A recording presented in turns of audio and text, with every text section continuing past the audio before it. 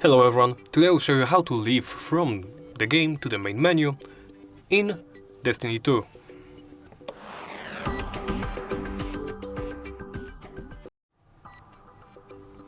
While this seems simple, for some of us it may not be as simple as, well, it appears to be. Because as you can see from the game menu, you cannot do that. But you can do that from the tab menu.